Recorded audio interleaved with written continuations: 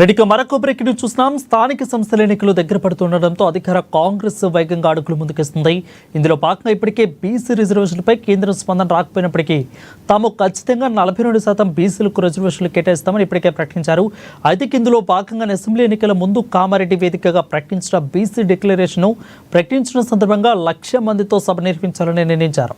ఈ నెల 15వ తేదీన కామారెడ్డిలో భారీ సభకు ఏర్పాట్లు చేయాలని జిల్లా మంత్రికి సీఎం రేవంత్ రెడ్డి ఆదేశాలు జారీ చేసినట్లు తెలుస్తోంది.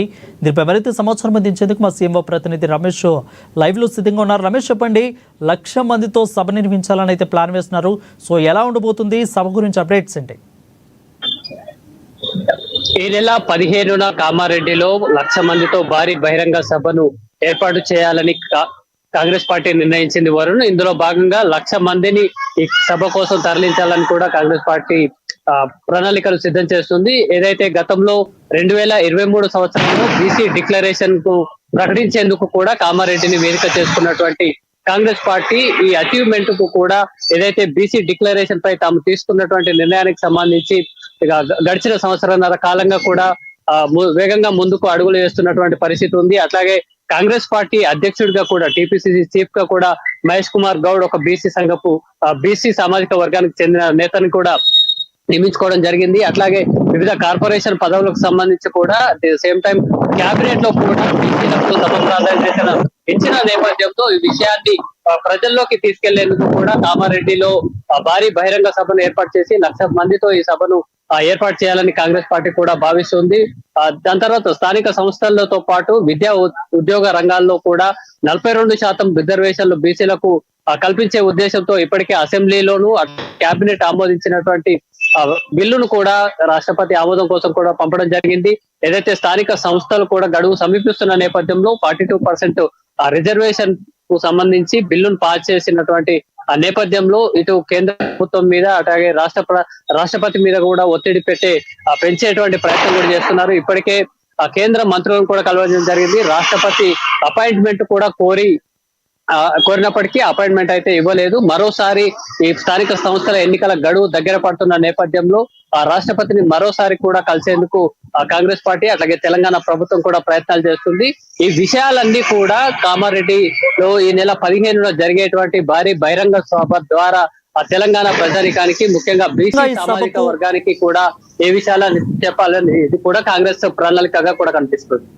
రైట్ రమేష్, అయితే ఈ యొక్క ముఖ్య సభకు ముఖ్య అతిథులుగా అటు పైనున్న అధికారులు ఎవరైనా వచ్చారు, రాహుల్ గాంధీ కానీ, అదేవిధంగా మల్లికార్జున ఖర్గే కానీ, సోనియా గాంధీ కానీ, ప్రియాంక గాంధీ కానీ, ఇక పార్టీ ముఖ్య నేతలు ఎవరైతే పార్టీ స్థాపకులు ఉన్నారో వాళ్ళు వచ్చే అవకాశాలు ఏమైనా కనిపిస్తున్నాయా, లేదంటే రాష్ట్ర స్థాయి నేతలతోనే దీన్ని ముగించే అవకాశం ఉందా?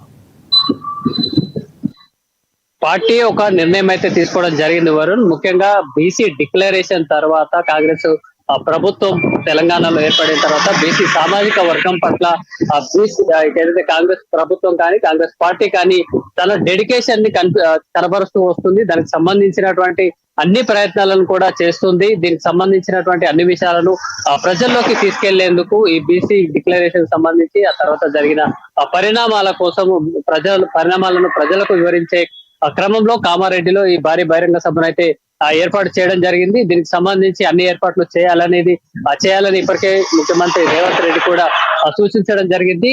ఈ నెల 15న జరిగేటువంటి ఈ సమావేశానికి సంబంధించి అట్లాగే ఈ భారీ బహిరంగ సభకు సంబంధించి ప్రస్తుతం అయితే ఒక నిర్ణయం తీసుకోవడం జరిగింది.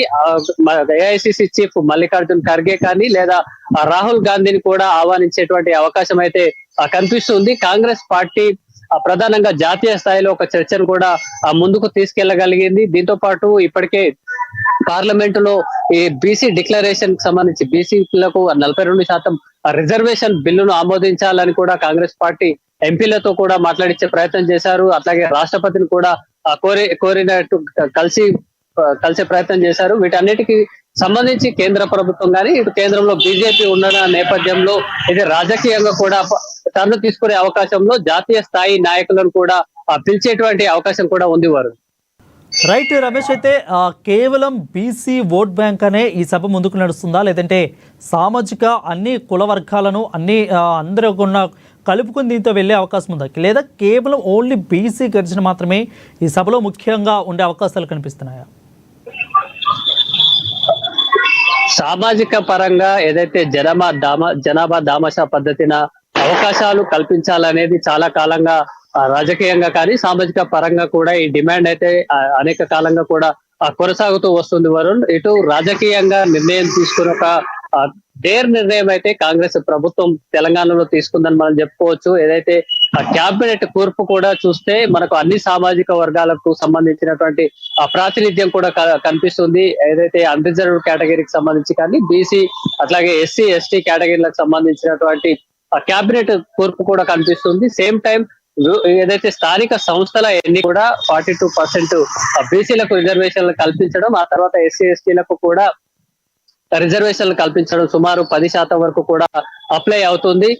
ఈ రిజర్వేషన్లను కూడా ఏదైతే 50% క్యాపింగ్ అనేది సుప్రీంకోర్టు గైడ్ లైన్స్ ప్రకారం తీర్పు ప్రకారం ఉందో దాన్ని క్రాస్ చేస్తున్న నేపథ్యంలో అయినా పర్వాలేదు అనేది విధంగా ఏదైతే కుల సామాజిక గణన చేపట్టి ఏదైతే స్టాటిస్టిక్స్ ఆధారంగా మాత్రమే 42% బీసీలకు రిజర్వేషన్ అమలు చేయడం అన్ని విధాలుగా సరైన నిర్ణయం అనేది స్టాటిస్టిక్స్ ఆధారంగా కూడా తెలంగాణ ప్రభుత్వం నిర్ణయం తీసుకుంది. సేమ్ టైం 42% బీసీలకు ఇవ్వడంతో పాటు ఎస్సీ ఎస్టీలకు కానీ ఇతర అన్రిజర్వ్డ్ కేటగిరీకి సంబంధించినటువంటి వాళ్లకు కూడా ప్రాతినిధ్యం లభిస్తుంది. అందరికీ జనాభా పద్ధతిలో వీలైనంత వరకు అన్ని సామాజిక వర్గాలకు సంబంధించినటువంటి ఆ కూర్పునైతే తెలంగాణ ప్రభుత్వం చేపడుతుందని మనం స్పష్టంగా చెప్పుకోవచ్చు.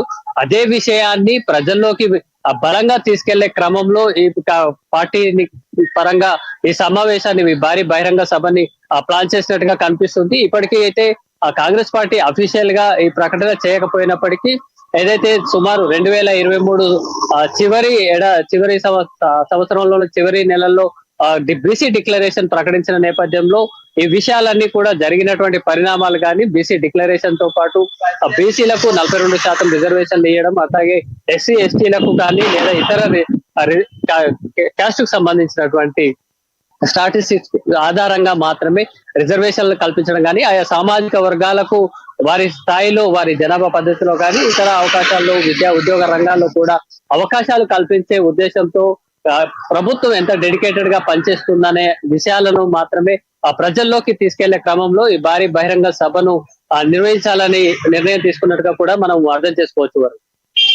Right, thank you Ramesh for the clear updates.